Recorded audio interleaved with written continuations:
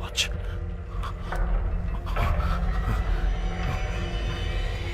ఏమైంది?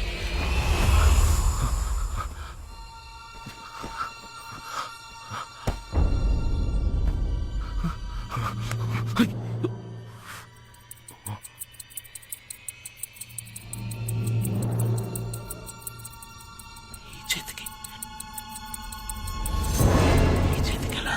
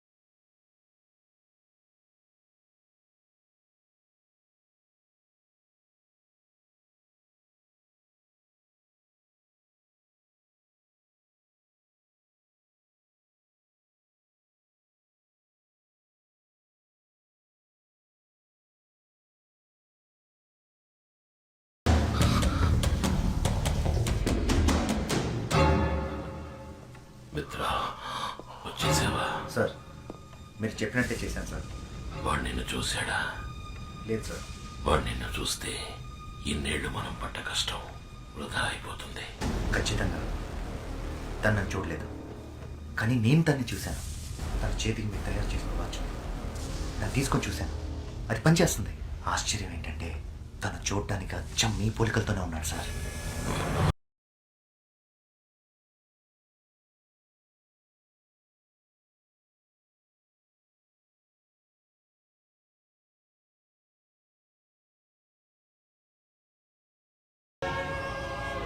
ప్రియా, మిత్ర చెప్పింది విన్నావా? మన బిడ్డ అచ్చం అలాగే ఉన్నట్ట. రూపంలో వాడు నన్ను పోలినా పర్వాలేదు, కానీ వాడి జీవితం నాలా ఉండకూడదు. అందుకే వాడు ఇక్కడే ఉంటున్నాడని తెలిసి కూడా వాడికి దూరంగా ఉంటున్నాను.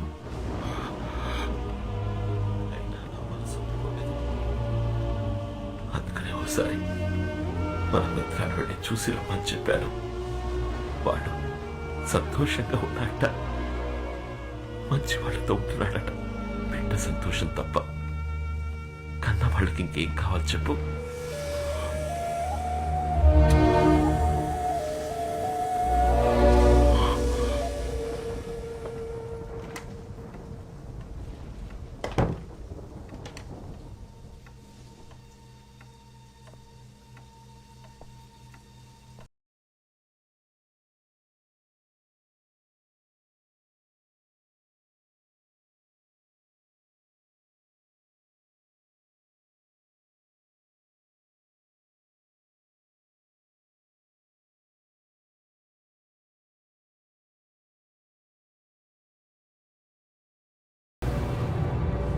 అదేనా సార్, వాడు వాచ్ పెట్టుకునే చేతికి కాకుండా మార్చి పెడితే ఖచ్చితంగా నన్ను ఫాలో అవుతూ ఇక్కడికి వస్తాడని అంత కరెక్ట్గా చెప్పారు.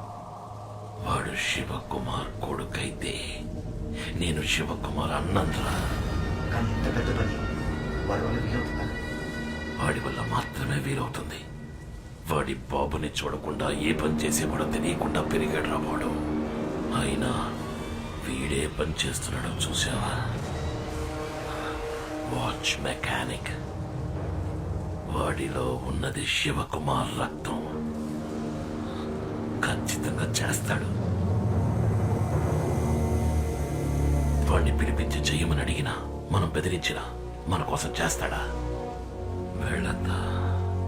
వాడి జీవితంలోకి వాడి బాబులా వెళతా. వాడి తల్లి గురించి చెప్పి తనని చూడాలన్న ఆతృతని పెంచుతా. ఆత్రేయ వాడి కుటుంబాన్ని దారుణంగా అంతం చేసిన కథ చెప్తా. అప్పుడు చేస్తాడు. ఫోటో ముందు కన్నీళ్లు కారుస్తూ నించున్నాడుగా, వాడికి జన్మనిచ్చిన తల్లి దానికోసం చేస్తాడు. వాడి బాబుననుకుంటున్న నన్ను నయం చేయడానికైనా చేస్తాడు. చేయించి చూపిస్తా. మిత్ర, ఆ వాచ్ని కట్టుకుని ఎవడైనా దాన్ని ఉపయోగించుకోవచ్చు, కానీ ఆ పని చేయకుండా నాకు అనుకూలంగా ఉపయోగించుకుంటా. చూసి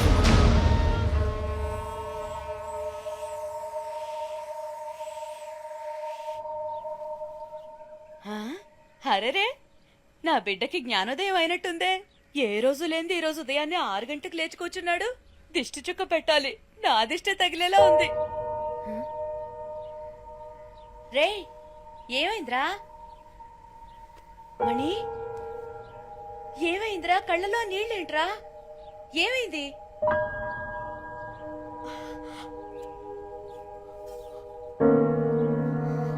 అమ్మా, వీళ్ళ గురించి తెలుసుకోవాలని ఆతృతతో అడగడం లేదు. నేను నీ బిడ్డని కానా అన్న ఆవేదనతో అడుగుతున్నాను. మనం ఎలా కలిసామమ్మా?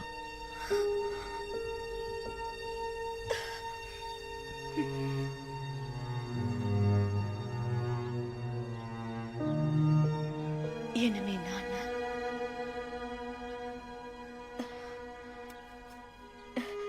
నువ్వు పెరిగి పెద్దయ్యాక నీ ముఖం చూస్తే అప్పుడు నాకు అర్థమైంది. నిన్ను నా చేతుల్లో పెట్టి నా జీవితాన్ని మార్చేసిన వారు మీ నాన్న. మనం ఎవరని అడిగావు కదా, చెప్తాను. ఊర్లోనే చాలా పెద్ద కుటుంబం మనది. నాన్న, అన్న, వదినలతో ఎంతో ప్రేమగా ఉండే కుటుంబం. ఆ ఇంటి గారాల పట్టిన నేను. అమ్మాయిలు బాగా చదివి పైకొచ్చి అందరికీ సాయపడాలనే ఉద్దేశంతో నన్ను బయటూరికి పంపించి చదివించారు మా నాన్న. ఒకరోజు నాకు ఉత్తరం వచ్చింది. పెద్ద కుటుంబం నుంచి మంచి సంబంధం వచ్చింది, వెంటనే రా అని. ఆ ప్రయాణమే నా జీవితాన్ని మార్చేస్తుందని ఆ రోజు నాకు తెలియలేదు. సరిగ్గా అప్పుడే శరీరం అంతా గాయాలతో నీతో పాటు మీ నాన్నను చూశాను. నిన్ను నా చేతుల్లో పెడుతూ నీ బిడ్డకు ఎటువంటి ఆపద రానివ్వనని వాళ్ళమ్మకి మాటిచ్చానని, ఆ మాట నిలబెట్టుకునే పరిస్థితుల్లో నేను లేనని, మీరే ఎలాగైనా నా బిడ్డని కాపాడాలని నిన్ను నా చేతుల్లో పెట్టి ఆయన వెళ్ళిపోయారు. ఆ తర్వాత ఆయన నేను చూడలేదు. అమ్మాయి పెళ్లి చేసుకోవడానికి వస్తుంది కదా అని మా నాన్న స్టేషన్కి అన్న, వదినల్ని, పెళ్లి వాళ్ళని, స్నేహితుల్ని, బంధువుల్ని అందరినీ తీసుకొచ్చారు. ఆ సంతోష సమయంలో అందరూ నా కోసం ఎదురు చూస్తుండగా చేతిలో బిడ్డతో నేను ట్రైన్ దిగాను. మా నాన్నతో పాటు అందరూ నిర్ఘాంతపోయారు. అక్కడున్న వాళ్ళంతా పెళ్లి కావాల్సిన పిల్లని పై చదువులకి పక్కూరు పంపిస్తే ఇదిగో ఇలాగే బిడ్డతో దిగుతుందని సూటిపోటి మాటలతో దెప్పిపొడిచారు. వాళ్ళు మాటలు తలుచుకుంటే ఇప్పటికీ మనసు కష్టంగా ఉంటుంది. ఇంట్లో ఒకటే గొడవ, మా నాన్న, అన్నయ్య, తమ్ముళ్లతో. నువ్వు చెప్పింది మేం నమ్ముతాం, ఊళ్ళో వాళ్ళు నమ్ముతారా అని అడిగారు. నిన్ను కట్టుకోబోయేవాడికి బిడ్డన్నాడని తెలిస్తే ఈ పెళ్లి ఒప్పుకుంటాడా అని అడిగారు. మా నాన్నతో అన్నాను, ఏ నాన్న, ఎవరికైనా ఏదైనా మాటిస్తే ఎట్టి పరిస్థితుల్లోనూ ఆ మాట తప్పకూడదని చిన్నప్పటి నుంచి మీరే కదా నాకు నేర్పించారు. ఈ బిడ్డని కాపాడుతానని వాళ్ళ నాన్నకి మాట ఇచ్చాను, ఇప్పుడు ఆ మాట తప్పమంటారా నాన్న అన్నాను. అదే నేను ఆయనతో మాట్లాడిన చివరి మాట. ఆ తర్వాత నేను తీసుకుని రూమ్ లోకి వెళ్ళిపోయాను. ఆ రోజు రాత్రంతా నువ్వు పాల కోసం ఏడ్చా. నీ బాధ చూడలేక నేను ఏడ్చాను. ఆ క్షణాన నిర్ణయించుకున్నాను, తల్లి కాకుండానే నీకు తల్లి పాలిచ్చాను.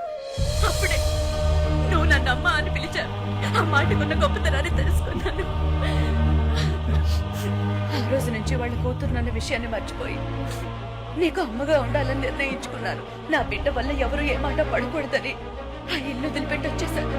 ఆ రోజు నుంచి నాకు ఊరైనా, ఇల్లైనా, లోకమైనా అన్ని నువ్వేరా. ఇప్పుడు చెప్తున్నానురా, ఏలాగా నేను నిన్ను 10 నెలలు మోసి కనలేదు, కానీ 26 ఏళ్లు నా గుండెల్లో పెట్టుకొని చూశాను. నేనేరా నీకు అమ్మని. ఎవరెన్ని చెప్పినా నేనే నీకు అమ్మని. నువ్వు నా కొడుకుని, నేను నీకు అమ్మని, అంతే. ఏడవకురా, ఏడవకు. ఇది చూడు, వీళ్ళ దగ్గరికి నువ్వు నన్ను తీసుకెళ్ళు. వాళ్ళతో మాట చెప్పాలి. మీకు మీ బిడ్డని కాపాడుతానని మాట ఇచ్చాను కదా, ఆ మాట నిలబెట్టుకున్నారని చెప్పాలి. నన్ను తీసుకెళ్ళు. అమ్మా నాన్న అంటే ఎవరో తెలియని వయసులోనే నాకు వాళ్ళ దూరం అయ్యుండొచ్చు. అది పెద్ద విషయమేం కాదు. కానీ నాకు ఊహ తెలిసిన నాటి నుంచి నువ్వే నాకు అమ్మా నాన్న అంతా. కానీ నువ్వు 20 ఏళ్ళు కనిపించిన వాళ్ళతో ఉండి పెరిగి నా కోసం అదని దూరం చేసుకుని ఒంటరిదానిగా నన్ను ఇంతవాడిని చేశావు. నీకన్నా ఈ లోకంలో నాకు ఎవరమ్మా ముఖ్యం? నాకంటూ లేని వాళ్ళు లేకుండానే పోనీ, కానీ నీకంటూ ఉన్న వాళ్ళతో నిన్ను తీసుకెళ్లి కలపాలి. నాకదే ముఖ్యం. మాతాజీ, మొదటి నుంచి నీ యాక్టివిటీస్ ఏం బాగలేవు. పోరా.